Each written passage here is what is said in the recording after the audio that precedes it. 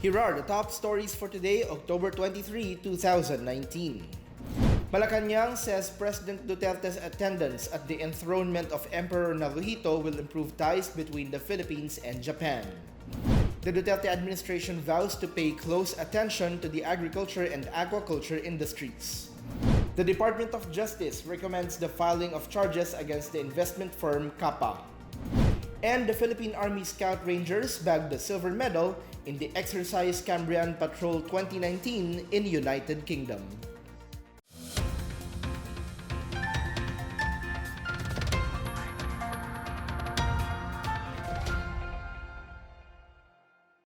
Good day, I'm William Theo. Welcome to the PNA Newsroom. Malacanang on Tuesday said that President Rodrigo Duterte's attendance to the enthronement rites for Japanese Emperor Naruhito will further enhance the relations between Manila and Tokyo. Ruth Abby Gita Carlos filed this report. President Rodrigo Duterte's presence during the enthronement of His Majesty Emperor Naruhito at the Imperial Palace in Tokyo, Japan on October 22 is said to boost the ties between the Philippines and Japan. However, the 74-year-old president had to rush home on Tuesday night due to unbearable back pain caused by his recent minor motorcycle accident. Duterte was initially scheduled to return home on Thursday but decided to cut short his visit to Japan for a medical checkup with his neurologist on Wednesday. Early this month, Duterte revealed he has myasthenia gravis, a chronic autoimmune neuromuscular disease that weakens muscles responsible for breathing and moving parts of the body. The president also has Barrett's esophagus, a potentially serious complication of gastroesophageal reflux disease, and Berger's disease, a rare disease of the arteries and veins in the arms and legs. He said he is also suffering from chronic back pains and migraines. Presidential spokesperson Salvador Panelo said there is nothing to worry about the president's health. He also assured the public that Duterte remains focused on fulfilling his mandate to serve and protect the country. For the PNA Newsroom, I'm Ruth Abby Gita Carlos. Meanwhile, Duterte's former aide, Senator Christopher Bongo, assured that the president is still in good condition. In his Facebook live video of the president inside his car, Senator Bongo assured that the president is still in good condition and thanked his supporters for their concern. Let's watch this. Mga kapatid nating Pilipino, pauwi na ang ating mahal na Pangulo papuntang Pilipinas. Huwag kayong mag-alala. Magandang gabi po sa inyo, mga kababayan, mga Pilipino. Alam mo, about 4 days ago, sumimplang ako sa motor. Pagka nagka-motor ka, talagang once or twice sa buhay mo, makatigim talaga ng simplang. Lahat ng nagmumotor na sumisimplang. Kagaya sa akin, ang ano lang, parang hindi ko matiis yung sa belt banda, 3 inches, medyo masakit talaga. Sa mga kapatid nating Pilipino, huwag kayong mag-alala. Nasa mabuting kalagayan po ang ating mahal na Pangulo. Andito pa nagbabasa ng kanyang mga paboritong litrato ng motor. At hindi pa rin daw siya titigil magmotor dahil hindi raw siya mabubuhay kung hindi raw siya magmumotor. Ayun, motor pa rin ang tinitingnan. Kahit masakit na yung likod niya, ay motor pa rin ang nasa isipan niya. Salamat po sa lahat ng nagmamahal kay Mayor Duterte, sa lahat ng kapatid nating Pilipino. Mahal po kayo ni Pangulo. While fewer Filipinos consider themselves poor in the past 3 months, Malacanang on Tuesday night vowed to intensify government efforts to ensure that no poor Filipino is left behind. This after the social weather station survey conducted on September 27 to 30 showed that 42% of families considered themselves poor, which is 3 points lower than the 45% in June 2019. In a statement, presidential spokesperson Salvador Panelo welcomed this development, noting that reducing poverty at a significant level is the overarching socio-economic goal of the Duterte administration. However, Panelo pointed out that despite favorable survey results, there is no denying that millions of families remain poor. Panelo said, economic managers have intensified their efforts and targeted to lift 1 million Filipinos from poverty every year. He also assured that the executive branch will continue to implement medium to long-term programs to fulfill the president's commitment to deliver genuine and meaningful change. And in other news, the Department of Justice has recommended the filing of criminal cases KAPA Community Ministry International officials for defrauding the investing public. In a resolution issued on September 25, 2019, state prosecutors found probable cause to charge KAPA, its founder and president Joel Apolinario, trustee Margie Danao, and corporate secretary Reina Apolinario for violations of the Securities and Regulation Code. KAPA has enticed the public to invest at least 10,000 pesos in exchange for a 30% monthly blessing or love gift for life without having to do anything other than invest and wait for the payout. The SEC also found KAPA to have employed a Ponzi scheme, an investment program that offers impossibly high returns and pays investors using the money contributed by other investors. The Ninoy Aquino International Airport is all set to accommodate the expected influx of passengers during Undas. And Metro Manila malls agreed to late opening during weekdays. More on this from Janice Cave. Manila International Airport Authority General Manager Edmond Real said NAIA is ready to accommodate the expected influx of passengers during Undas. Monreal said Oplan desks will be set up in airport terminals to address queries and concerns of the passengers. The desks at the 4 NAIA terminals will be manned by MIA, the Civil Aeronautics Board, as well as police and medical teams.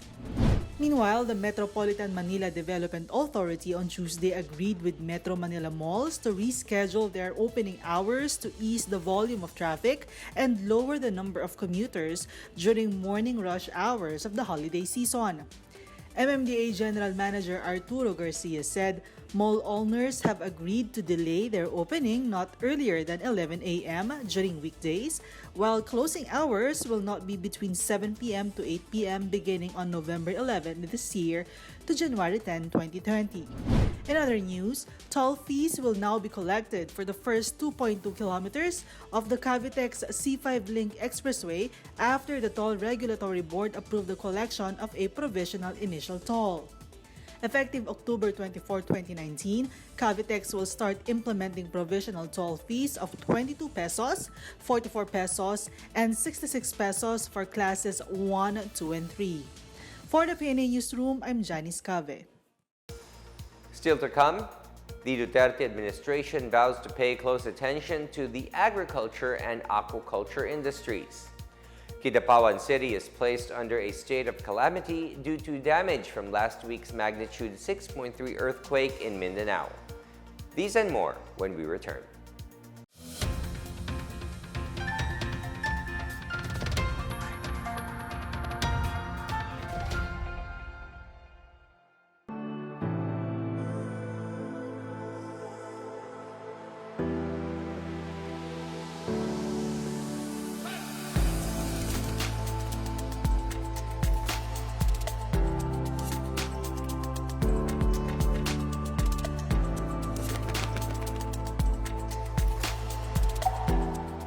Welcome to RT. Thank you. Really good to have you with us. Thank you.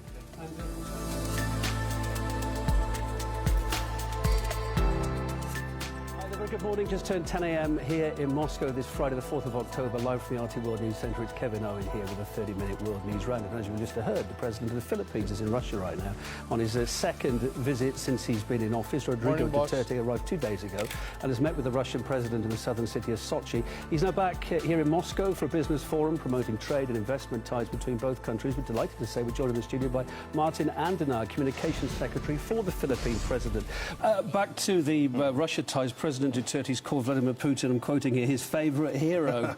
I wonder how many heroes your boss has got. I mean, has he really said that? The president admires the no-nonsense approach of President Vladimir Putin to governance, the same way that he also idolizes his mother, who was a public school teacher who lived a very modest life, the same way that the president also respects other leaders like President Xi Jinping, Prime Minister Lee Hsien Loong, Prime Minister Shinzo Abe, the Jordanian king, and other ASEAN leaders.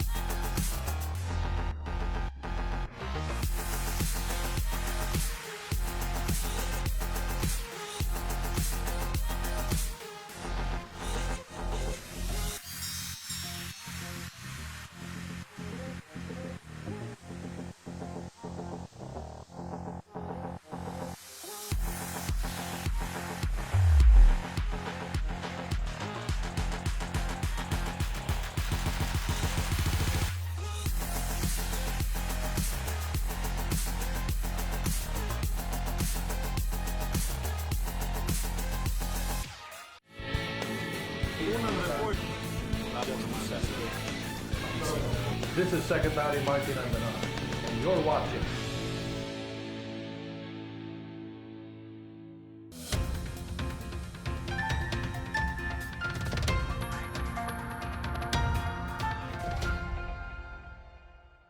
PCOO Secretary Martin Andanar on Tuesday said that the Duterte administration will pay close attention to the agriculture and aquaculture industries. Andanar gave the assurance to farmers and fisherfolk when he attended the 48th Gawad Saka awarding ceremony at the Philippine International Convention Center in Pasay City. In his speech, Andanar said the current administration is pushing for measures that are intended to improve the lives of Filipino farmers and fishermen.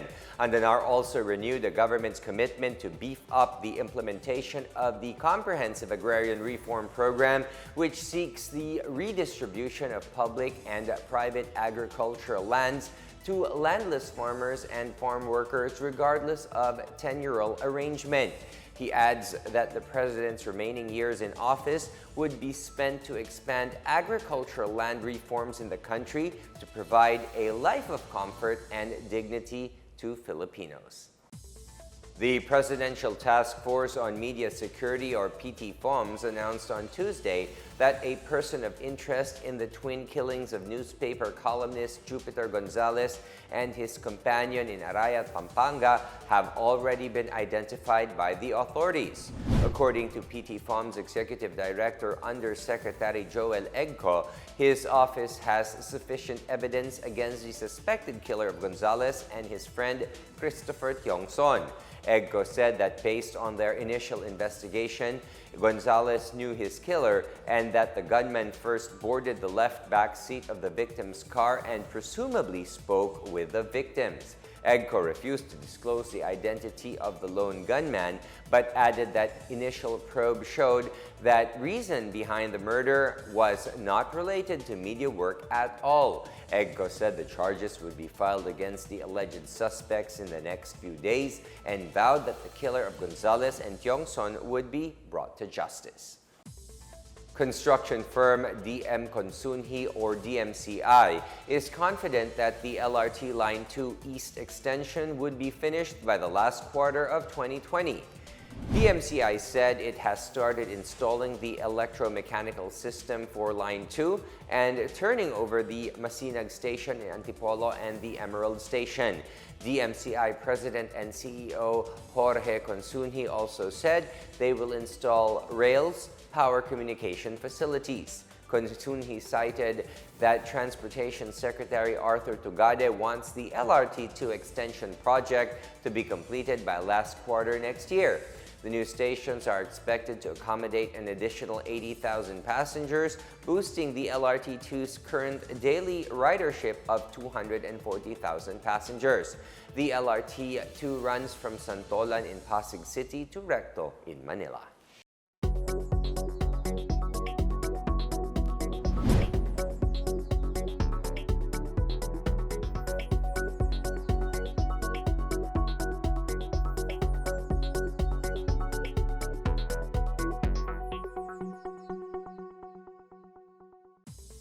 The number of families affected by the magnitude 6.3 earthquake that struck parts of Mindanao last October 16 has reached over 7,000.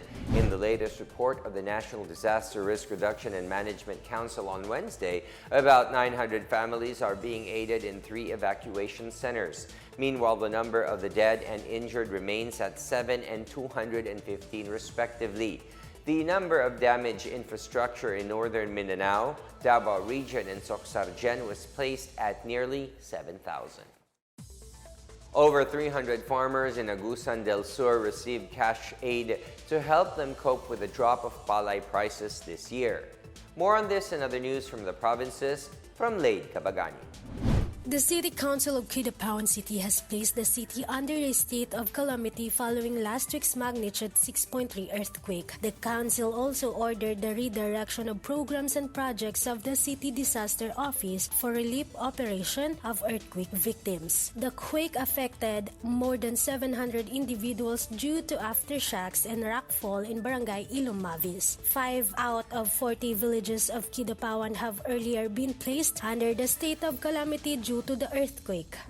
Meanwhile, the Philippine Army in Surigao del Sur has lauded local leaders for their continued support to Executive Order No. 70 to end the local communist armed conflict in the province. This following the dialogue with residents, local officials, and officers of the Bayan Muna party list in Sitio Sumiwao, Diatagon, Lianga Town on Monday. Local leaders led by Surigao del Sur Governor Alexander Pimentel refuted claims by militant leaders of the ill effects of military presence in the province. They also hailed the army for assisting in providing government programs protecting the interests of tribal groups and acting against communist insurgency. In other news, Agrarian Reform Secretary Jan Castriciones said freedom from landlessness, not taking up arms against the government, remains the solution to poverty. Castriciones made the statement as he led the distribution of certificates of land ownership award to 770 farmers in Santa Josefa, Agusan del Sur on Tuesday. Castriciones also led the turnover of the 4.1-kilometer farm-to-market road in Barangay Concepcion. The secretary asked the farmers to support the agrarian reform program of the government and reject groups that insinuate farmers to take up arms against the state. For the PNA Newsroom, I'm Lade Cabagani. Up next, Russia defends the Philippines' right to develop a submarine force to protect its waters. And the Philippine Army Scout Rangers bagged the silver medal in the exercise Cambrian Patrol 2019 in the United Kingdom. We will be back after a few reminders.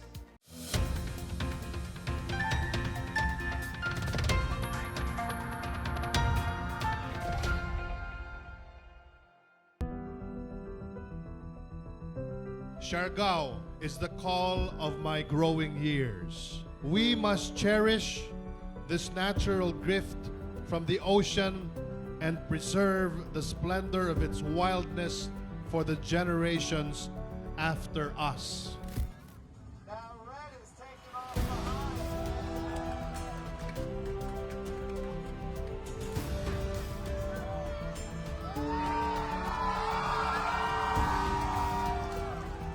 surfing as a sport is like the art of diplomacy in a metaphorical way.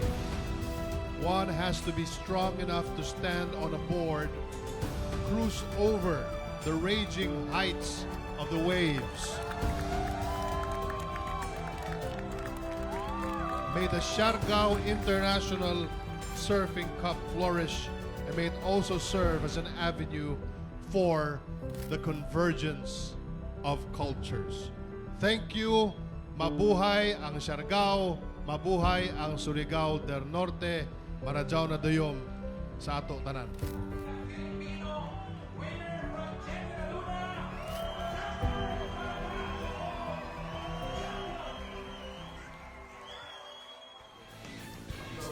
This is Secretary Martin Andanar, and you're watching.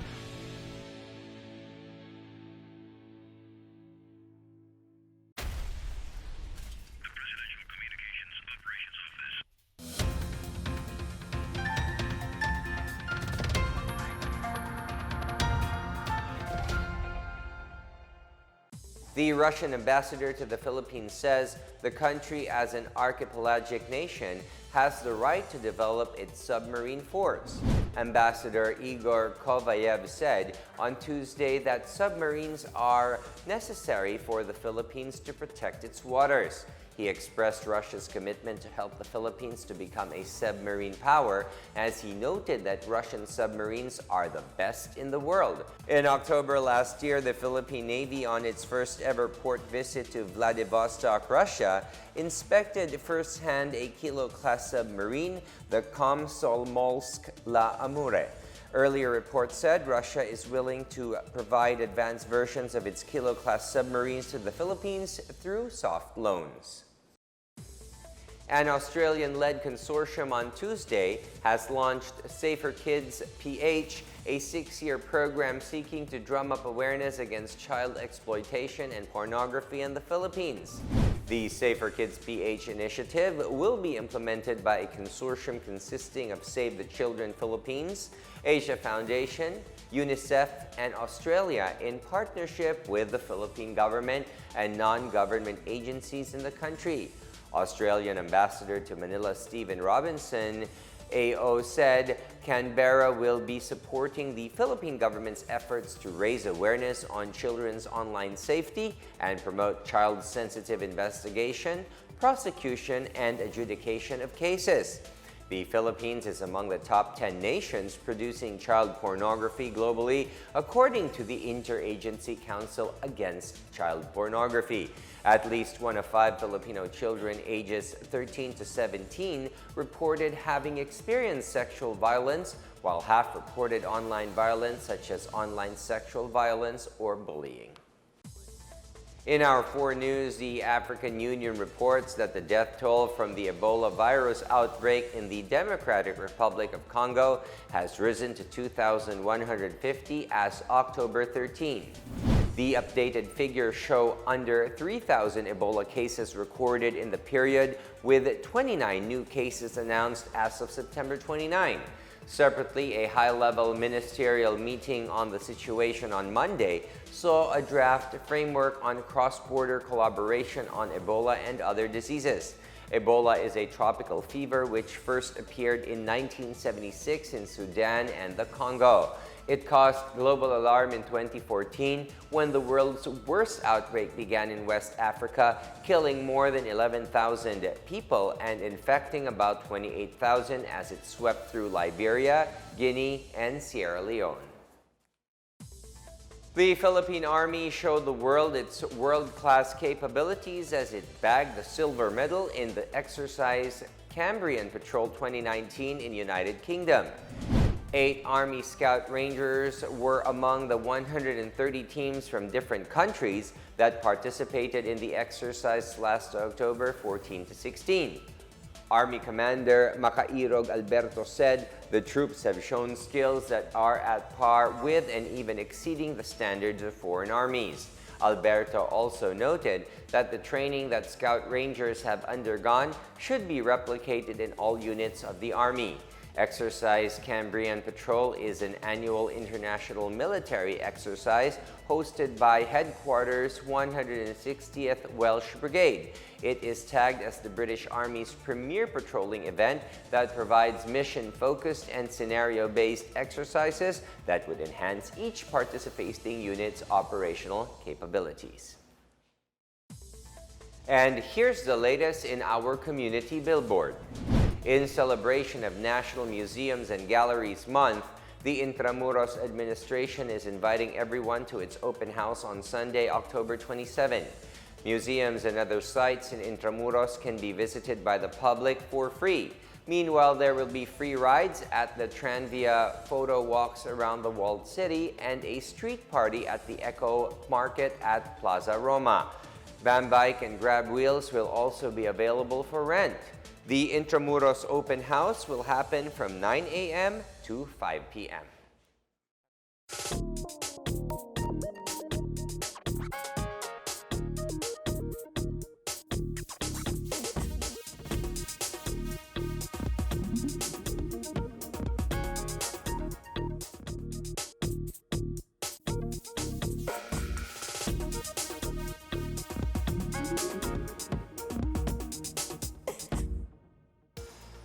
Here's another look at today's biggest stories. Malacanang says President Duterte's attendance at the enthronement of Emperor Naruhito will improve ties between the Philippines and Japan. The Duterte administration vows to pay close attention to the agriculture and aquaculture industries. The Department of Justice recommends the filing of charges against the investment firm KAPA. And the Philippine Army Scout Rangers bagged the silver medal in the Exercise Cambrian Patrol 2019 in United Kingdom. Thank you for watching another episode of the PNA Newsroom.